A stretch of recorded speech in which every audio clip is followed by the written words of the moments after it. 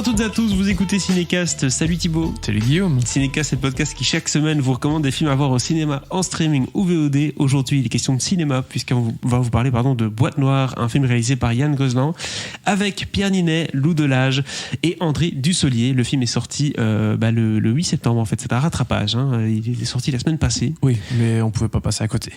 On pouvait pas passer à côté pour des bonnes raisons. Ça commence bien cette critique, directement on vous donne envie de le voir. Alors c'est un film à suspense, film thriller français, c'est pas tous les jours, mais plutôt pas mal. Ça parle tout d'abord d'un technicien du BEA. Le BEA, c'est l'autorité responsable des enquêtes de sécurité dans l'aviation civile, s'il vous plaît. Il s'appelle Mathieu Vasseur, joué du coup par Pierre Ninet, qui doit enquêter sur le crash un peu mystérieux du vol Dubaï-Paris, qui s'est planté dans les Alpes, un peu à la manière d'un Germanwings, mais c'est pas comme ça qu'il s'est planté dans les Alpes. Je vous donne pas les informations. Il doit du coup écouter la boîte noire, essayer de comprendre qu'est-ce qui s'est passé, défaillance technique, erreur de pilotage, acte terroriste, etc. Il va se rendre compte qu'en fait il y a pas mal de vérités, de choses qui se cachent derrière ce crash. Et voilà donc du coup le début d'une enquête et d'un thriller comme il se doit. Faut-il voir Boîte Noire ? On vous dit ça juste après un extrait de la bande-annonce.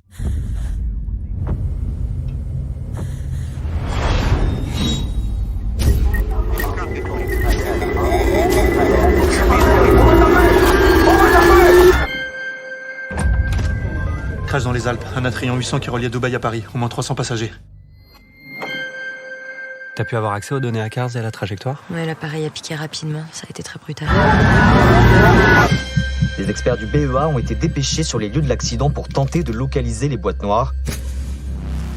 Mathieu, j'ai besoin de connaître l'enchaînement exact des événements. C'est bon, c'est exploitable. Atténue le moteur dans le médium. Concentrez-vous sur ce qu'on entend. Alors Thibaut, on a tous les deux vu le film, je pouvais pas passer à côté d'un film comme ça, surtout que Pierre Ninet, c'est ça, toi ? Non, j'ai rattrapé les films de Yann Gozlan, notamment Un homme idéal avec Pierre Ninet, justement en 2015, qui parlait d'un faussaire, en fait, quelqu'un qui a écrit un bouquin, mais c'est pas lui qui l'a écrit, enfin bref, il a volé le texte de quelqu'un d'autre. Un grand classique. Et donc il arrive dans un week-end familial en Côte d'Azur, etc., avec sa future femme, bref, et on commence à avoir des suspicions. Tiens, est-ce que tu as vraiment écrit le bouquin ? Et donc il doit protéger son identité. Vous avez compris, tout un thriller assez classique, somme toute. Et ici, bon... Qui était comment ? C'était bien ? C'était pas mal, mais classique, voilà. Okay. Il y a quelques petites surprises vers la fin du film. Un peu comme ici d'ailleurs. Et donc du coup, vraiment un film intéressant. Ici, Boîte Noire, on sent que c'est une autre dimension. Un film qui est bien écrit. Je pense que c'est le point qu'on peut mettre en commun. Oui. On s'entend bien là-dessus. C'est un bon suspense, bien écrit avec des bons retournements de situation et une tension qui est palpable tout au long du film. Oui, alors je suis d'accord sur le bien écrit. Et je trouve que parfois c'est même surécrit. C'est-à-dire un poil trop écrit. C'est-à-dire que tu sens que parfois il y a le petit côté un peu du scénariste qui veut en rajouter une couche, qui veut faire un petit effet de style avec un twist, avec ceci, cela, tu vois. Ouais. Et que parfois ça manque un petit peu un peu de fluidité comme ça dans le récit. Tu vois ce que je veux dire ? Je vois. Ou parfois là je dis de manière générale, pas juste pour ce film-ci, ça peut être des dialogues que tu sens qui sont un peu trop je dis mon texte, tu vois. Oui. C'est ça que je veux dire. Et puis les petites ça veut pas dire que c'est mal joué, mais non. voilà, c'est ce genre de choses. Et je trouve que c'est un peu surécrit, un peu trop écrit du coup. Et parfois, voilà, je l'ai un peu senti. Ce qui veut pas dire que c'est mal écrit dans l'absolu. Je trouve, je suis d'accord avec toi, c'est bien écrit. Mais en fait, c'est un peu à l'américaine, en fait.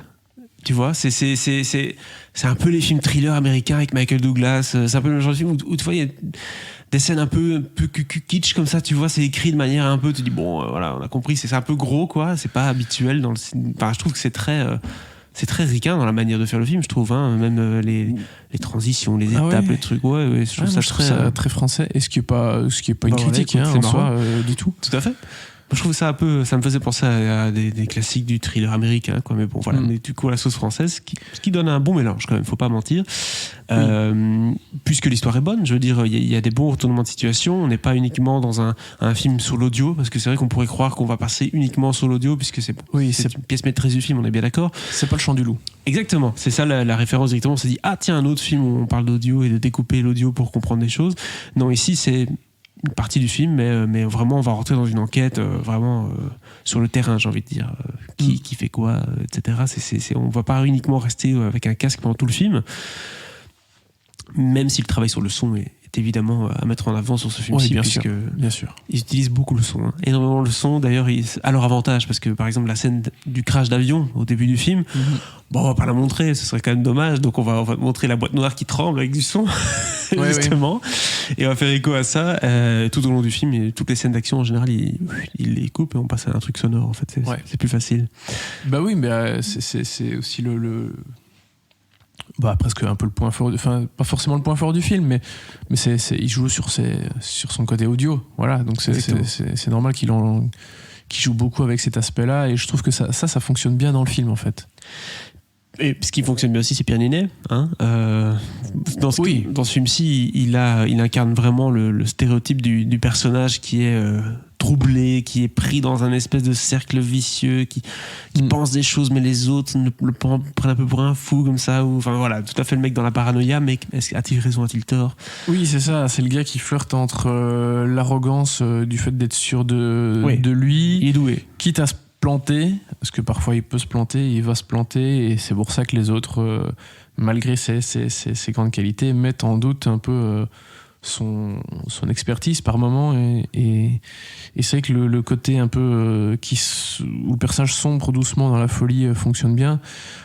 C'est une trajectoire assez classique pour ce genre de film, où tu es un peu seul contre tous à la fin, mais ça fonctionne assez bien. Par contre, je trouve qu'il tire un peu trop sur la corde par moment au niveau de l'histoire à cause de ça, et que ça aurait gagné un peu en densité et en dynamique, d'aller parfois un peu plus droit au but et pas de toujours laisser traîner certaines scènes, ou d'aller encore dans des péripéties interminables. Bon, après le film dure 2h10, ce qui est excessivement long, oui.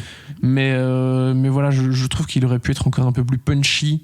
S'il avait parfois écourté quelques petits trucs. Après je chipote un peu, mais disons qu'on nous envoie sur plein de mauvaises pistes, c'est le principe de ce genre de film là, et donc du coup à un moment donné tu dis c'est bon, on voit maintenant sur la bonne piste entre guillemets, où c'est vrai qu'ils aiment bien, on a un peu l'impression que c'est écrit comme un spectacle humoristique, où t'as l'impression que toutes les X minutes tu dois avoir une blague, et ici c'est pas le cas, c'est toutes les X minutes tu dois avoir un petit retournement, un petit oh là là, tu vois, un petit effet oh là là, et donc c'est assez, il y a un rythme assez soutenu là-dessus. C'est vrai qu'à un moment donné on se fatigue un petit peu, on a envie d'arriver doucement vers la fin, le dénouement, et puis surtout de reprendre certaines problématiques qui ont été abordées plus tôt dans le film. Il y a disparition d'un personnage par exemple, pendant 40 minutes le personnage, il y a tout le monde sait qu'il est disparu, mais personne va vraiment le chercher, et puis on a un coup on va le chercher, donc c'est un peu bizarre, c'est 2-3 trucs un peu incohérents comme ça, mais c'est souvent le cas dans des films comme ça. Si on commence à faire attention aux détails, on voit les petites fissures, les petits problèmes. Somme toute, le film est très bon. Je suis pas déçu.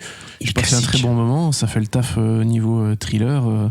Gros travail sur le son, le casting vraiment très chouette. Je trouve que moi j'ai un peu plus de mal parfois avec Lou Delage, mais que je trouve très bien dans d'autres films. Donc c'est vraiment pas pour dire que c'est une mauvaise actrice. Mais je trouve qu'elle a pas un rôle facile non plus. Mais voilà, je trouve que globalement le casting fait très bien le boulot, et oui c'est un bon film, c'est un bon thriller, c'est aussi un bon divertissement, parce que c'est pas parce que c'est un thriller qu'on peut pas s'amuser devant un film, donc voilà, non, ça fait plutôt bien le taf, et je pense que des films de Yann Gozlan que j'ai vus, c'est sans doute celui que je préfère. Bah oui, en tout cas moi c'est certainement le meilleur. On voit qu'il monte dans sa progression en tant que réalisateur, et ici il nous fait un film de très très bon augure. Combien d'étoiles on donne à Boîte Noire du coup? 3,5. 3,5, oui. Au début, j'étais 4. Mais c'est vrai que c'est classique. C'est du déjà vu, mais c'est un peu un remix des bonnes recettes américaines, entre autres du suspense, pour nous faire un film plus à la française. Mais ça fonctionne bien. Ça aurait pu être 4, j'aurais pu, mais c'est vrai que voilà, moi, ces petits soucis d'écriture dont je parlais, c'est plutôt ces aspects-là qui me font plutôt rester sur le 3,5, tu vois.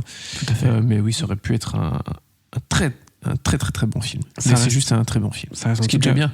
c'est clair. Ce qui reste une excellente, en tout cas, recommandation pour une sortie ciné. N'hésitez pas à partager votre avis sur ce film dans les commentaires, et si c'est pas déjà fait, à vous abonner au podcast sur la plateforme de votre choix. À très bientôt pour de nouvelles recommandations.